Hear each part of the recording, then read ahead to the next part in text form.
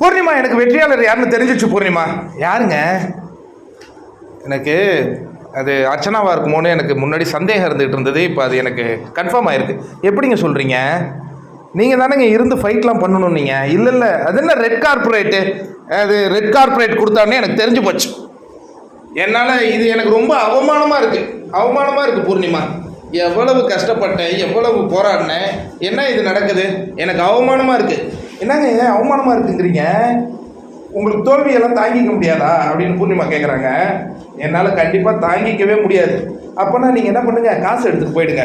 அது தோல்வி இல்லைல்ல, அதுவும் ஒரு ரிஜிஸ்டர் இது தானே, டாஸ்கில் நீங்கள் வின் பண்ண மாதிரி தான் அது அப்படின்னு பூர்ணிமா சொல்கிறாங்க. இல்லை என்னால் பண்ண முடியுமான்னு இல்லை, என்னால் தோல்வி தாங்கிக்க முடியும், உங்களால் தாங்க முடியாது, நீங்கள் பணப்பெட்டி எடுத்துன்னு போயிடுங்க. என்ன ஒரு நல்ல அட்வைஸ் தான் கொடுக்குறாங்க. மாயாவும் பூர்ணிமாவும் கடைசியில் சண்டை போட்டுக்கிறாங்க போல இருக்கு, யார் எடுக்கிறதுன்னு. அவர் என்னாச்சோ தெரில, பூர்ணிமா தூக்கிட்டாங்க. Smart move.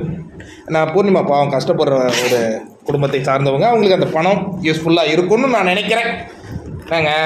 ஆனால் மாயாவால் அவமானத்தை தாங்க முடியாதுங்கிறாங்கங்க.